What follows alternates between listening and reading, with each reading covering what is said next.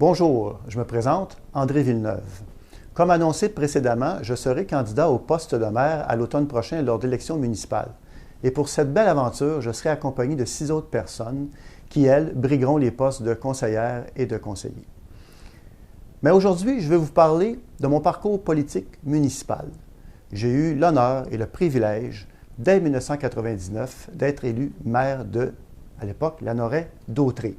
Parce qu'il faut se rappeler, pour la petite histoire, qu'il y avait 2 municipalités à l'époque. Il y avait Saint-Joseph-de-Lanoraie, comme on disait le village, et Lanoraie-Dautré, la campagne. Et donc, suite à l'élection de 1999, où j'ai été élu maire, nous nous sommes immédiatement assis avec le conseil municipal du village pour faire de la municipalité de Lanoraie que nous sommes aujourd'hui. Parce qu'à l'époque, la population voulait que les 2 municipalités se regroupent, et c'est ce que nous avons fait. Nous avons respecté cette volonté de la population. Et par la suite, évidemment, il y a eu des élections générales qui se sont tenues au printemps 2001. Et encore une fois, j'ai eu la confiance de la population en 2001 pour occuper le poste de maire. Rapidement, les élus municipaux et moi-même, on s'est rendu compte qu'on ne pouvait pas prendre toutes les décisions pour la municipalité de Lanoraie. Il fallait, à ce moment-là, s'assurer que les gens, les citoyens, puissent participer à l'élaboration des grandes orientations de la nouvelle municipalité. Alors, on s'est dit, qu'allons-nous faire? Comment allons-nous procéder? Et c'est là qu'on a eu l'idée de mettre en place un exercice de démocratie participative. Vous savez, un exercice de démocratie participative, c'est beaucoup plus qu'une simple consultation populaire. En fait, un exercice de démocratie participative, c'est ni plus ni moins les élus municipaux qui prennent l'engagement de faire en sorte que les citoyens soient au cœur des décisions, que les citoyens puissent participer activement à l'élaboration des grandes orientations pour le développement de leur communauté, de la municipalité. Et je peux vous dire que des réalisations, il y en a eu. Il y en a eu beaucoup, en fait.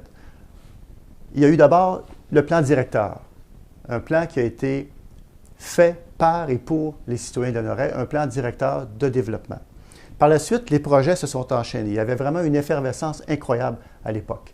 Les projets se sont enchaînés un après l'autre. Pensons d'abord à la mise en place des puits, nos puits d'eau potable qui sont en zone agricole. C'était une première au Québec. Ça ne s'était jamais fait.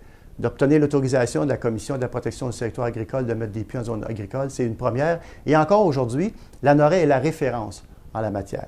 Par la suite, nous avons développé le parc industriel. Vous dire que le parc industriel, à l'époque, comme maire, j'ai signé moi-même la première vente du premier terrain. Donc, c'est vraiment le début du parc, c'est vraiment à ce moment-là qui s'enclenche.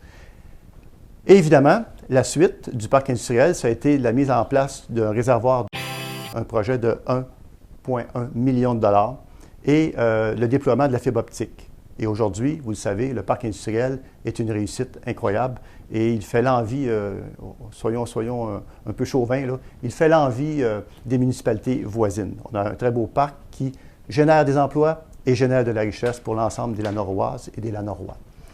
Ensuite, nous avons réussi à mettre en place les étangs aérés. Vous savez, les étangs aérés, c'est un projet qui, on va le dire comme ça, là, qui traînait depuis tellement longtemps. Et nous étions probablement au Québec, en tout cas entre Montréal et Québec, la dernière municipalité, finalement, à les mettre en place. Alors, il était temps que ça bouge. Aujourd'hui, c'est chose faite. Nous ne rejetons plus directement au fleuve. Nous avons des étangs aérés ainsi qu'une bâtisse, donc pour l'assainissement des eaux usées. Une belle réussite là aussi. Autre réalisation, qui est quand même pas anodine, nous avons réussi, grâce à la collaboration de la fabrique, d'acheter le terrain en arrière d'Action Famille et à côté de l'école. Et grâce à cette acquisition de terrain, on a pu y mettre les loisirs. On voulait absolument mettre les infrastructures loisirs près de l'école. Pour nous, c'était une priorité. C'est ce qu'on a fait. On a mis en place 2 terrains de tennis.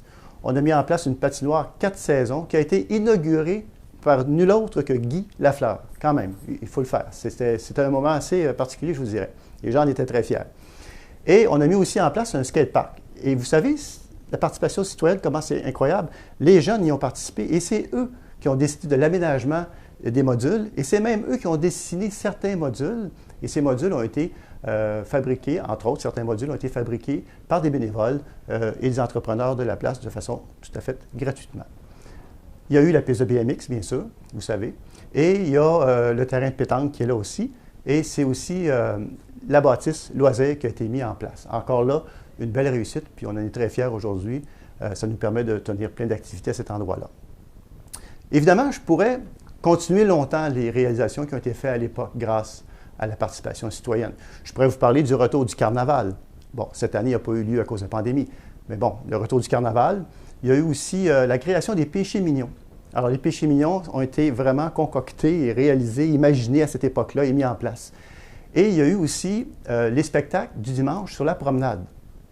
Parlant de promenade, s'il y a une réalisation que je ne dois pas oublier de mentionner, c'est bien la réalisation des promenades.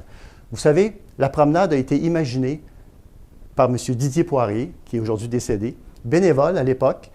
Non seulement il a imaginé la promenade, mais il s'est aussi assuré de sa réalisation avec, évidemment, l'aide de nombreux bénévoles.